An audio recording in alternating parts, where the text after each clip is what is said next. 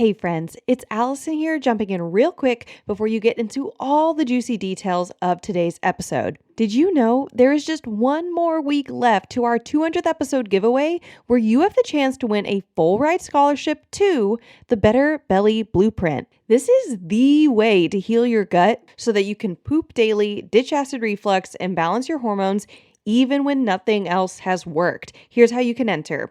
Leave a rating and review on the Better Belly podcast on Apple Podcast or Spotify between now and May 29th.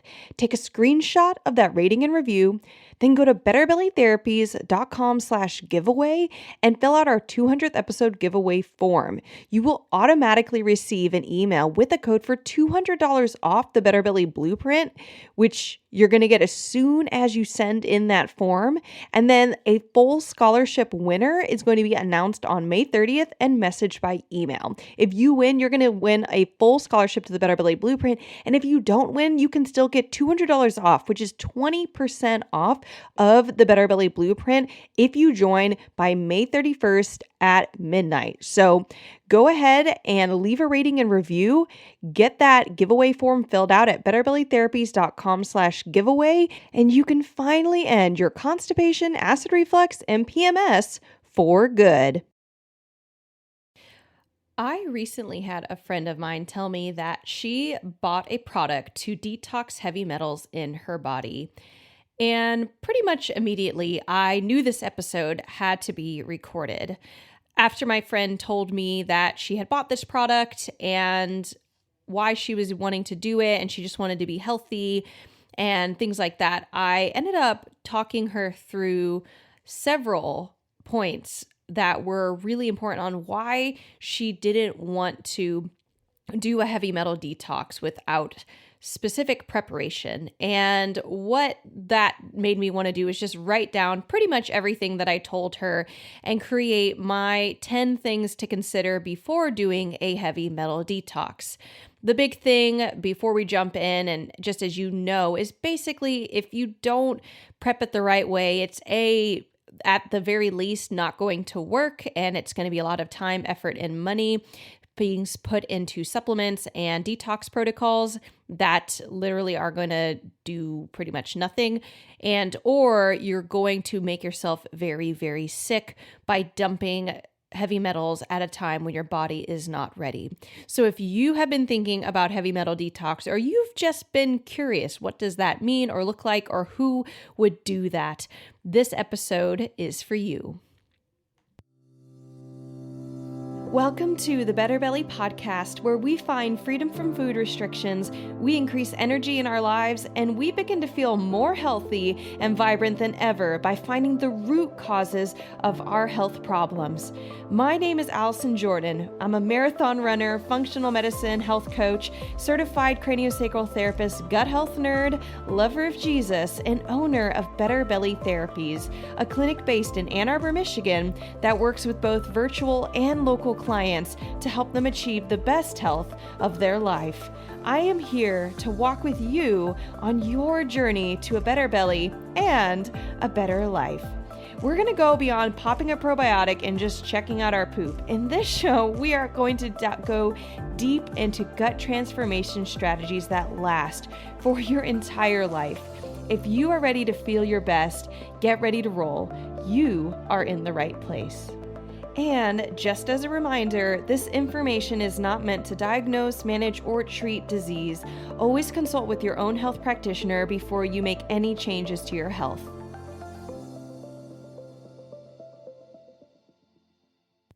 All right, so I want to start off this episode by starting with who should do a heavy metal detox. It's possible, if you already clicked the link to this episode, that you've already been considering it, and you might know that you want to, but if you're listening because you're curious or you're not sure or you want to know, what would be some of the symptoms or signs of somebody who might need a heavy metal detox, that's what I'm going to start with now. So the funny or sarcastic answer is everyone, but here's why. Here's kind of the breakdown of why pretty much everyone that I would work with, I would recommend them doing a heavy metal detox. One is if you've ever been on the pill or been on a hormonal or copper IUD, you are likely to have heavy metal problems, especially copper.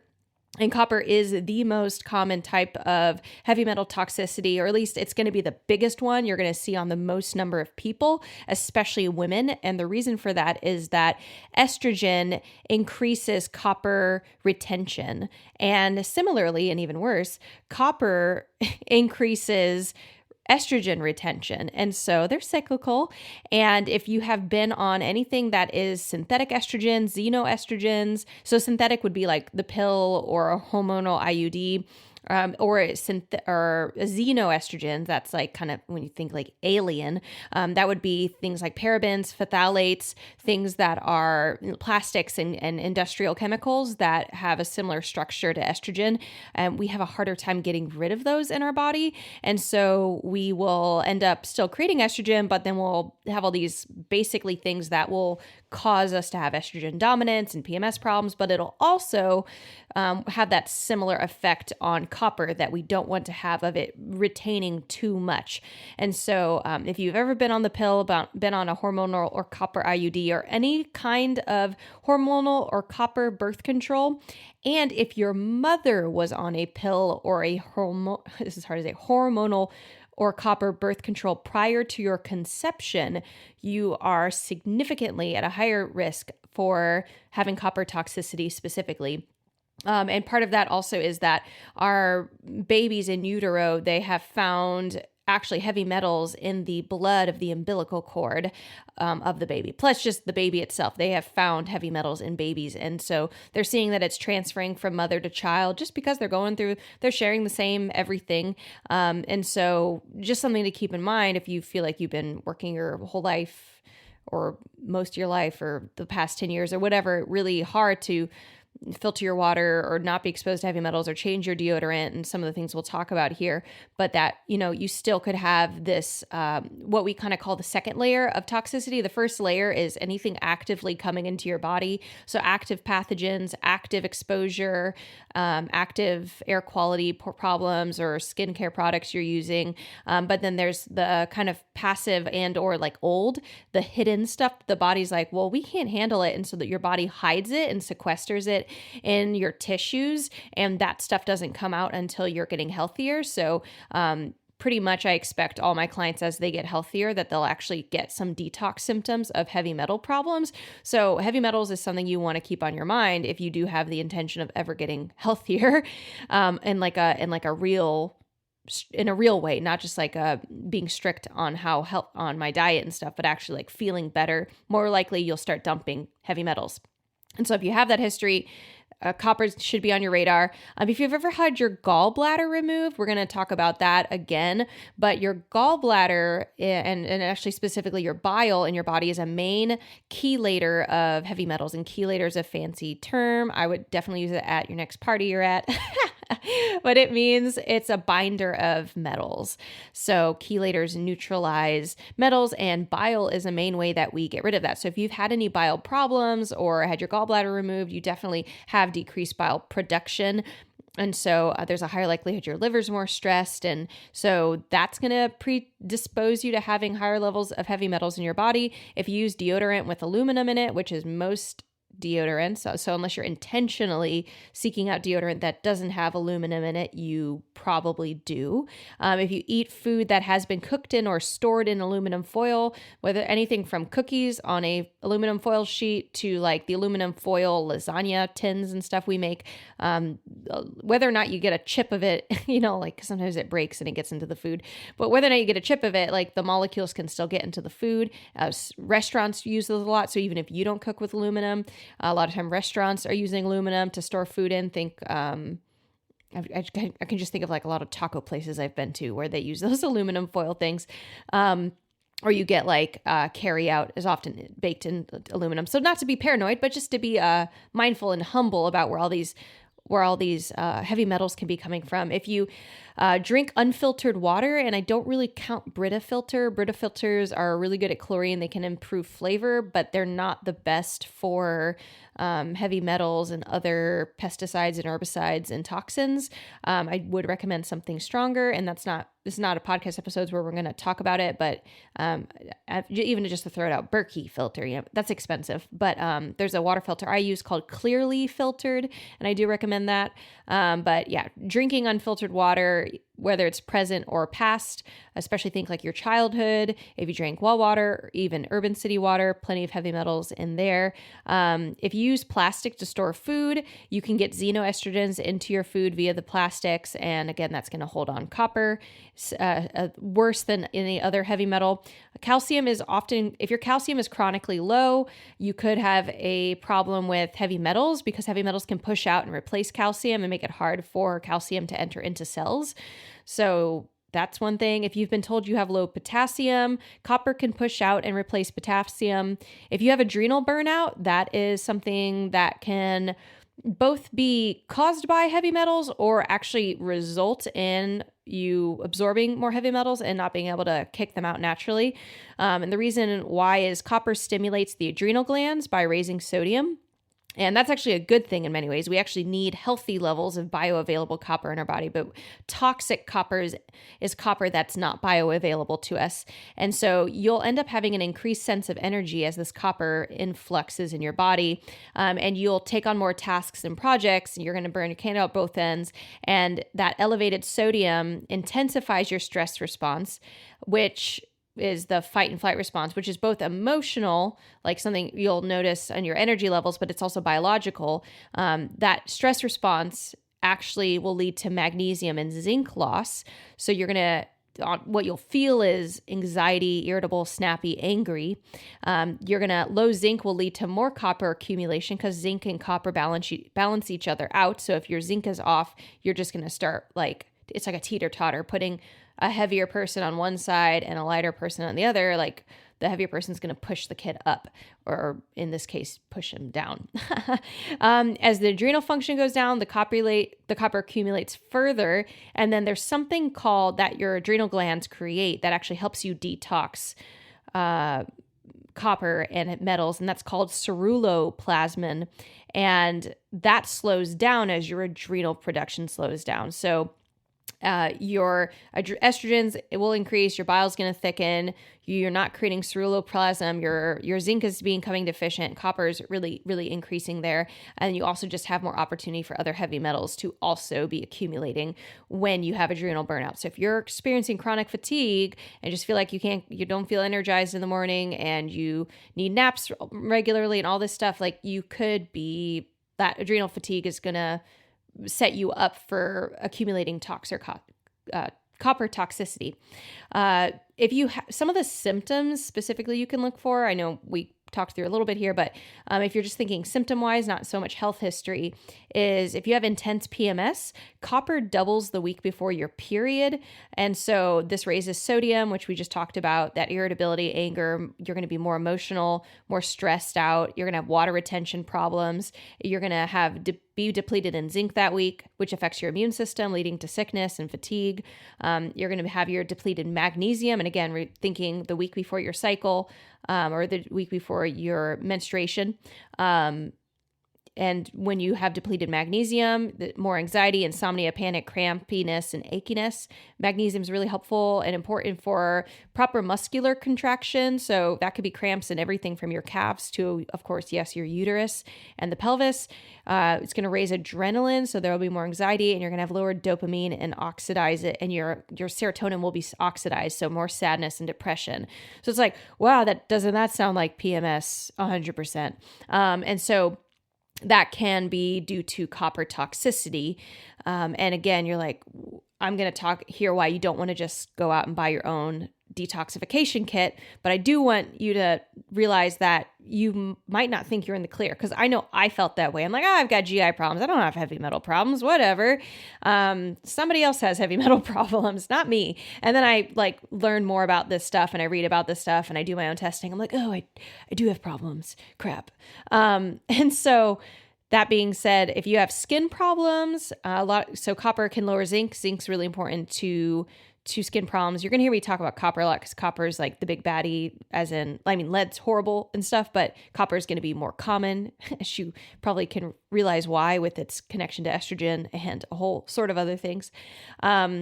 So yeah, lower zinc will have skin problems when you have copper. Copper also impacts histamine, so you'll have worse hives and rashes and problems that are skin related and histamine related. And then bioavailable copper actually helps with copper collagen production, but when you have copper toxicity, the copper in your body is not bioavailable, and so your collagen production decreases.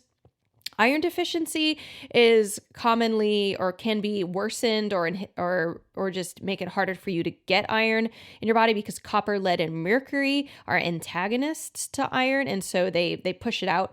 The other thing is you need bioavailable copper to create the hemoglobin molecule, and so that will create another problem with iron binding in your body and having, energy levels. You need iron to go to your brain, to think well, and also exercise and think about fatigue with exercise or not resting well at night when your breathing rate is down, but then your brain needs oxygen still.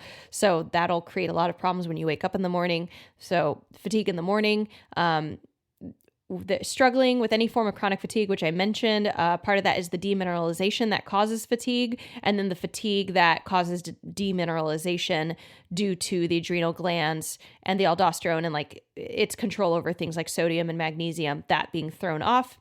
Chronic yeast infections can be due to copper toxicity, nausea, brain fog, and emotional disturbances such as anxiety, anger, panic attacks, irritability, apathy, ruminating thoughts, depression, and a racing mind, because copper increases, it's like in a very emotional molecule. And so if you're copper deficient, which does happen, it's very rare, and by very rare, I mean copper deficiency without copper toxicity. A lot of time copper toxicity is the number one leading cause of copper deficiency, but you can get symptoms from both while having both at the same time, as in unavailable copper, the toxic kind, and then deficient bioavailable copper, and then you get your own symptoms there.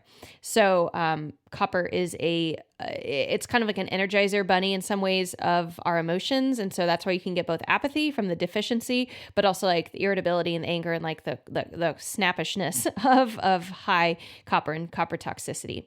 So those are some of the symptoms and some of the health history things of why you might want to care about heavy metal detoxing. And then now is the 10 things to consider before you do a heavy metal detox. Because like I said, the two worst things that could happen, and it more likely to happen if you don't do it right, is one, it doesn't work at all, and you waste time, energy, and money, and you feel like, nothing's improved. And then number two, you push out heavy metals before your body is ready, and you feel sick, and you reabsorb the metals, and it's just a really uncomfortable process. It can be uncomfortable even when you do it right, or like when you set up all the parameters to keep yourself safe, etc. But it's extra uncomfortable if you kind of end up putting yourself in, your body starts excreting heavy metals, and then it's not going anywhere, and we'll discuss why. All right. So how do you know when your body's ready for a heavy metal detox? I'm going to say this at the beginning and at the end, is it's based off of how strong you feel. So if you're feeling crummy, like if you are tired, fatigued, bloated, all that jazz, it is possibly and probably not a good time to start. Your body's saying, we are not strong. We are not ready for excess volatile materials being pushed out of our intracellular matrix and into our free-floating body. So, definitely want to be asking yourself, or, for my clients, I'm thinking in terms of my clients, like, are they feeling better? Are they feeling stronger? And then the other thing is take a test. And I do recommend this. This is what we do with our clients. We take something called an HTMA test. It stands for hair tissue mineral analysis. And it evaluates the minerals coming out of the body for the last 3 months. And when the body is ready to start getting rid of heavy metals, it will actually increase on that test. So when your body's not ready, the heavy metals stay inside of your cell matrix, and it doesn't go anywhere. And so it actually is not getting into your hair as your body's growing your hair. But when your body's like, oh, we're stronger, and it starts moving stuff along, maybe your bile production's improving because of what you're doing in your health protocol, or your adrenal glands are healthier, and so you're creating more ceruloplasmin, whatever it is, you're going to start leaching stuff and you'll see it in the test. And so, I mean, that on its own can actually make you feel a little crappy. That's another aspect of detoxing. It's not just like the little bugs in your body, or it's like a very specific nuance of detoxing. And a green smoothie detox might cause it, but more likely it's from like deeper healing. So the things you want to do before you even really think about a detox are these 10 things. Number 1, you want to make sure you have no pathogens. Pathogens are stress mess express. They up the cortisol in your body. They steal nutrients from you. They excrete endotoxins, which can damage your lining of your gut, or it can get, just screw with your endocrine receptors and like your neuroendocrine system. So that's your like chemicals to your nervous system communication. They're going to often worsen cravings. A lot of times sugar and cravings can also be a part of heavy metal detox. You just don't want that to be a part of it. So you really want to make sure that you've gotten rid of pathogens in the body, everything, parasites, C. diff. We have an episode on C. diff, which we can link to if you've never heard it before. I often see it in my clients when we don't resolve their mood. So when we're seeing hormonal problems, when we're seeing where they can't lose weight, where they're like fatigued and energy is really low, and maybe like sad and anxious. A lot of times that can be because they have underlying C. diff. I have found it in my 2 most recent clients who had, after getting rid of like H. pylori or parasites or candida, unresolved symptoms, they had C. diff. So you want to make sure just none of it, not just one thing, like none of it. So if you've already found some pathogens, you want to make sure that they are gone, etc. So no pathogens is number 1 before you do anything. And my friend who talked to me, she's actually interested, she and her husband are interested in working with me. And they were like, oh, wow, this is interesting. I guess they're holding on to their heavy metal detox kit. I'm like, keep it. And it actually had some really good things in it. And I was like, just keep it. And I would recommend that you make sure everything else is running smoothly before you pour this into your body. And it's either a waste of money or it makes you feel crappy.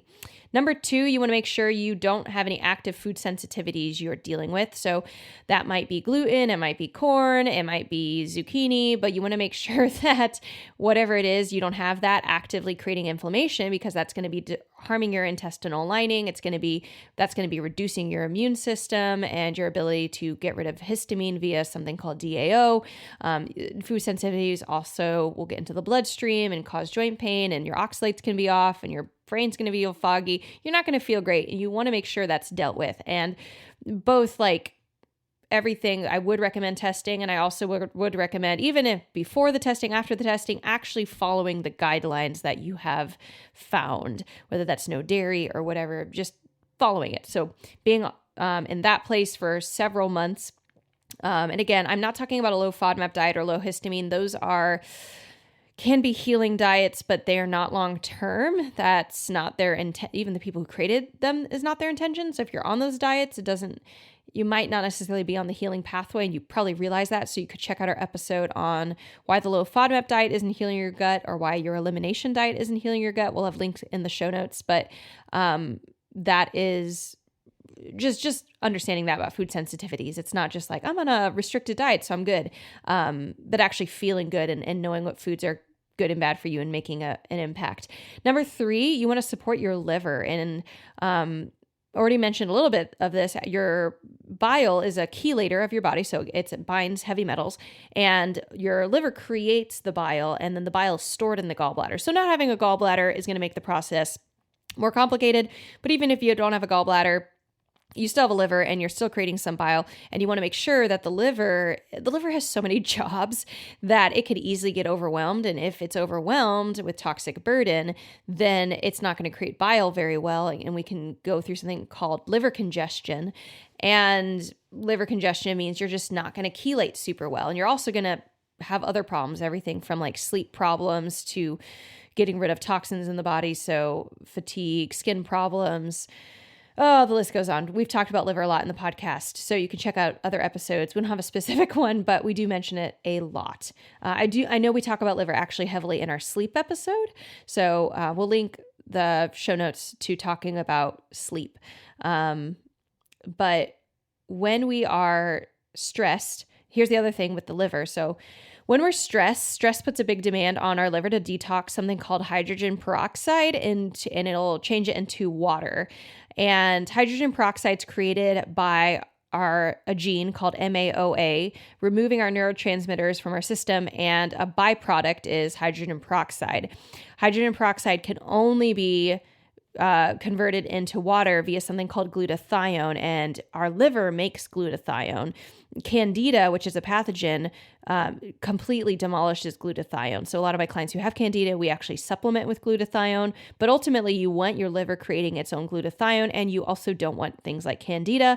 So you want to support the liver. We do that through things like coffee enemas, through certain supplementations, and then also, of course, just getting rid of the toxic burden, getting rid of candida, getting rid of excess stress that is creating this flow of excess hydrogen peroxide. Fun fact, hydrogen peroxide is a white material, and when it builds up and you don't have enough glutathione to get rid of it, you are going to get gray hair and white hair early. And there's a couple minerals that white our hair, but one of them is hydrogen peroxide. So if you are graying early, if you're seeing increasing amounts of gray in your hair, it could be, both stress, but also if you're like, well, I'm not stressed necessarily other than the fact that I'm sick, could be that your liver's not functioning at its optimal point. So just fun fact, I guess that technically counts as you should care about heavy metal detox if you're graying early.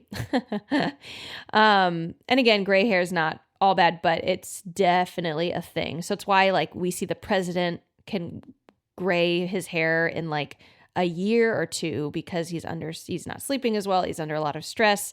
He loves his job and all, but he's also stressed. So that's a really big reason. If you've seen your hair gray quickly in the past few years, could be a hydrogen peroxide problem. So reducing stress to support the liver. Number 4 thing you want to do, things to consider before doing a heavy metal detox is you want to balance your 4 big minerals. And your 4 big minerals are calcium, magnesium, sodium, and potassium. These are our electrolytes, and they do really important things like help your muscles contract, help your cells absorb thyroid into them. It helps your energy levels through electrical potentiation. And so you want to have healthy calcium, magnesium, sodium, and potassium levels, but a lot of times we are not supporting those in good ways, and there's different reasons each one of those can get out of balance. And so, for example, calcium can be low in the blood but high in our hair levels because we're excreting it, and we can get something called a calcium shell, which is no bueno. Excuse me. I'm not getting into calcium shell today, but it's kind of our body's attempt to numb us when we're in either physical pain or emotional pain. And it's like a electrical thing, getting calcium out of our cells and out of our bones. And it actually reduces electrical stimulation of our body. That's a really basic way to water it down. And so, it's not just about taking more calcium. Taking more calcium can actually make things worse. You want to know which ones, a lot of times my clients are high in 2 of these and low in 2 of them. And so we want to really give the body the ones it's deficient in, and that helps balance out all 4. So this is not a guessing game. It's a really bad idea to guess with minerals because you could end up feeding the ones that are too strong and out of balance, and that's not good. But you really do want to balance your big 4 minerals.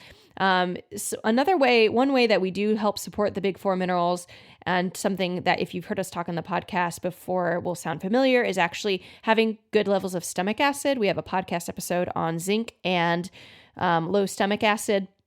And low stomach acid's the most common reason for people having acid reflux. And when you have low stomach acid, you don't absorb key minerals like calcium. And so a lot of times low calcium can also be a problem of stomach acid levels. So that's another reason you want to make sure you don't have H. pylori. It's another reason you want to make sure you have good zinc levels, because low zinc can cause low stomach acid. And so sometimes the best way to get good calcium levels is by supplementing with stomach acid, as long as you don't have H. pylori. So that's a big thing. So number one, get rid of pathogens. Another way you can support your big four is by supporting adrenal health, because sodium is controlled by your adrenal glands. And so again, adrenal health, stress, and in general, like anything that stresses out the adrenal glands, which there's a lot of things, other than psychological stress. So making sure you're supporting that, and, making sure you're just taking any minerals that you're using a lot of. So if you're exercising a lot and like running marathons, you're going to be using a lot of magnesium. If you're sick, lots of magnesium. Magnesium is part of the muscle response, like muscle contraction response. That's why athletes take electrolytes so much, as their muscles are contracting so much. They're just using this activation of the minerals going inside of the myofibrils and then coming outside of it. And that's how we get a pumping reaction in our fibers, muscle fibers. Making sure that you are replacing any minerals you're using, whether that's through activity and exercise, rock climbing, whatever you do, or it's through just like being in pain, being sick. You're going to deplete minerals faster. Then you want to balance your minor minerals after your major minerals. That is actually the order you want to go in. It's hard for your body to balance your minor minerals without your major minerals being more on board. So that's things like your zinc, molybdenum, your actually healthy copper levels, phosphorus, things like that. A lot of times your minor minerals can actually, have excess amounts, or you're burning through them, or they're just not being used. And so, you want to make sure all those are balanced. Number 6, you want to know your binders. And what's a binder? A binder is a type of supplement that binds toxins. And so there's binders that are biochemical, so they're more advantageous for organic material. So you're thinking candida, fungus, mold, parasites, pathogens. And then there's binders that are better against inorganic material. So metals and environmental toxins and plastics and BPAs, parabens, phthalates. And so when you're doing heavy metal detoxes, you want to also realize, so you want to have the right type of binder, one that's really good for or inorganic binding, not organic. And then you want to know that some binders are have pushing effects, where they will like force heavy metals out of the body. And that's my one big concern for my friend was, whoa, what are you taking? I don't want you to take something that's going to literally like grab you by the throat and like dump heavy metals out of you, especially if your body's not ready. So we do sometimes use pushing binders, pushing supplements to support the body if the body just needs a good slap to really start releasing stuff. But we use it really gently. And then the number 2 with binders, you either have a pushing binder or you have a neutralizing binder. And the neutralizing binder is really important. We typically recommend our clients take it 3 times a day, because you're going to be dumping morning, noon, and night. So you don't want to reabsorb the heavy metals that you're dumping back out of your cells. So that's really important. And some people, like if you're not intentional with it, you might only be taking a binder and nothing's coming out, or you're doing a pushing binder, you're just doing the wrong binder, like an organic binder. So, and the other thing kind of with your binders is you do want to be supporting your bile, because you want as much support from your body as possible. You're not going to do this all with supplements. You want to be healthy, and you want to have good adrenal health and digestive health and bile and stomach acid levels. That's all going to help. So by the time you're doing a heavy metal detox, hopefully you don't have stomach or acid reflux, and you don't have high histamine levels and all these things that we see burdening the body, so the body wouldn't be able to take care of the heavy metals. You want to be metal specific. So knowing which metals you're dealing with is super helpful. There are definitely protocols that are like general heavy metal protocols, but then sometimes you might not catch certain metals really well without knowing which ones am I dumping and what do you do with it. So one change in your protocol can make a big difference between reabsorbing a metal and eliminating it. So that's important. Is it cadmium? Is it cobalt? Is it lead? Is it arsenic? I have a client right now who we just did her second hair HTMA test. And in her first test, she had 0 arsenic coming out. And in her second test, she had not like tons yet, but she's starting to leach arsenic. And so it's like, whoa, did she have arsenic exposure in the last 3 months? Probably not, but has she had arsenic exposure over her 40 years of life? Yes. So she's starting to push that out. And so we're going to make sure that we're doing arsenic specific heavy metal detoxing. Number 8, you want to give it time. Before you do a healing protocol, know that you're going to need to give yourself time. If you've been sick for a while, you're just going to need to be gentle. And that's pretty much all of us. That's me included. So, there are things you can do to help yourself detox. That's saunas, coffee enemas. You want to make sure that these things you're doing it at a rate that your body can handle and that you're not forcing the issue. And this kind of actually gets back to last week's episode on being gentle with yourself in your process and not trying so hard in your health, because that kind of forcefulness can end up making us just make bad choices, whether it's giving away our time that we shouldn't give away and we could benefit from using to rest, or forcing ourselves to take some type of detox thing that's like going to damage us or just be really intense. And so you want to give it time so that your body can detox at the rate that it can handle. A lot of metals, and I don't, haven't worked with any one client for this long yet, but keep in mind that a lot of metals can take around 3 years to detox. And that's like, doesn't necessarily require somebody to meeting with you every month, but it does require, I'd recommend checkups on your heavy metal dumping every 3 to 4 months, because that's every time you're going to have new layers that you can check out basically in your hair sample of what's my new amount of metals I'm doing. So I do recommend giving it time, checking it regularly, and just expecting that you probably get a good jump start. Initially, you're going to feel great pretty quickly, other than the times when you're detoxing, which is the next point. But to really feel like you're getting to a baseline could take 3 years. And then actually lead experts say that it'll take about 15 years to get rid of lead, which is just more reasons to avoid lead, but also more reasons to be gentle with yourself if you realize you have lead. And the instructor that I worked with the most for heavy metal education, like, she has lead, and she's like, I just know it's going to take time, and she's not harsh on herself for it. And she just knows she's going to continue to do things that it's why the daily practices we do, whether it's, what I've already mentioned, saunas or coffee enemas or binders, like these just, or not being under stress or giving ourselves gentleness, like why it's so important it is daily, because we're constantly coming into contact with more toxins, and then we're also constantly trying to get rid of them. And that's not a 1 week, 3 month, 6 month process. That's a whole life process. Number 9, expect waves of detox. You're going to feel good at certain points, and you're going to feel bad. Instructors that I've worked with pretty much say that at least once in the heavy metal detox process, you're going to feel bad because you're going to be detoxing so quickly that no matter all the good things you're doing, you can't keep up with it. And your body's going to basically just sneeze a little bit from all the heavy metals coming out. And so it's basically a safety valve for disappointment or feeling like you're hurting yourself or you're doing something wrong, or, that you need to change what you're doing. It's kind of like, just know that you're doing the right thing when you know that you're doing the right thing, not just guessing. And then give yourself time for that process to push through and finish out. And then lastly, my number 10 reason or number 10 thing to consider before doing a heavy metal detox is to retest and adjust. I do recommend don't drive blindly. That's definitely up there with don't drive drunk and don't drive sleepy. Don't drive blindly.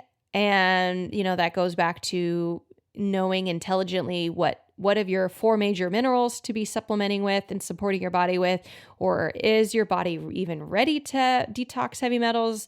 Is your body showing that it's starting to dump heavy metals? Like what's going on inside your body, and retest and adjust your protocols based off of that. And I do recommend every 3 to 4 months. And you could even, be working with a practitioner. If you've already gotten rid of pathogens, you've done everything, talk with someone and find out, can they do something where they retest you every 3 to 4 months? They give you a new protocol and you do it for 3 to 4 months. And that's just a really easy hands-off way to work with someone and not drive blindly. So I hope that helps you in processing, are you someone who needs heavy metal detox? Is it relevant to you? How would you go about it? How can you do it safely? How can you do it effectively? And just gives you a framework. I'm really excited about having this episode now and even having this conversation with my friend that made me think of it. And I also hope that at the end of this episode, you have just absorbed a little bit more that health is a journey and it's not an event. It's not the one time I did a detox or the one practitioner I worked with. It's actually been fascinating to me to listen to, for example, even the main instructor I've worked with for heavy metal education, that she talks about all these different health practitioners she's worked with over the years. And that's the same for me. If you've heard me talk about the chiropractor I worked with, or the pelvic floor therapist, or the craniosacral therapist, or the acupuncturist, or all the practitioners that I've worked with. And so it's a journey for health. It's not an event. Just like parenting's a journey. It's not an event. It's not like, I gave birth, I'm done, or my kid had their first birthday, I'm done, or they're finally in elementary school, I'm done, or they graduated, I'm done. You're constantly learning more things, reading more books, asking for help, getting counseling, asking for support, all those different things. You're going through different, your kid's going through different, now they're a teen or they're a toddler or they're and leaving the house, and every stage comes with something different. And so you might be in the pathogen stage. You might be in the, getting your digestive enzymes all working again stage. You might be in the liver clearing stage. And kind of as you get further along, I recommend that heavy metal be further down the line, but it is a stage, and it really does come up. So you want to prepare your body for detox, address these 10 things. And if you want support, though, if you don't want to do this alone, if you want to address the pathogens and the digestive enzymes and all these things that I talked about at the beginning here, and you want support, I would love to support you. You can apply for a 30-minute consultation with me by clicking on the link in the show notes. I review each application myself to ensure that before we even jump on the call, that I can help you. And I don't like wasting your time, or I don't like wasting my time. So our application is thorough. It really gets an idea of, are you ready to get going? What do you have going on in your health? What have you tried? And what do you want to accomplish? And if we can help you, then your application is confirmed. We schedule that 30-minute call and we discuss your options for working together with us. Well, if you love this episode, we have so much more coming down the line. Specifically, we actually have next week an announcement that is part of our 1-year anniversary celebration of this podcast. In celebration, me and my team are working on creating something to equip you and give you greater insight in your health. This is something that I wish could be in the hands of every woman. I wish I could just download this information to every woman. It would really change her relationship with her doctor and with your sense of ownership over your health. Increasingly over time, it just builds on itself. And so next week, I'm going to be sharing what it is. I am so excited for you to hear the details. And starting in September 1st, that is when this will be available for you. But you'll get to hear what it is next week and be part of the Amp Up process. Well, if you thought of a friend while listening to this podcast episode, maybe somebody who's talked about heavy metals, or they're concerned about their heavy metal intake or their overall health, and they've healed their gut and they're ready for the next level, I would love it if you would share it with that friend. I mean, so helpful if you just take a screenshot, send it to them and say, hey, I was thinking of you. I really care about your health, and I think this might give you some insights so you can get healthy in a safe and effective way. Other ways that you can support us is by leaving a rating and review on our Apple Podcasts. It would mean so much. We have a link in the show notes. If you share just a 5-star rating and, hopefully as long as you feel that way, and you leave just a few words on what you love about this podcast or how it's helped you, that would mean so much. It would help other people like you to find this podcast as well. Other ways that you can stay in the conversation is by following us on Instagram and Facebook at Better Belly Therapies. I love connecting with our listeners and hearing what you would want to hear more about. Send me a DM. Let me know what topic you're interested in hearing more about. I would love to have a show inspired by you. And in the meantime, remember our motto: miracles are immediate, but healing takes time.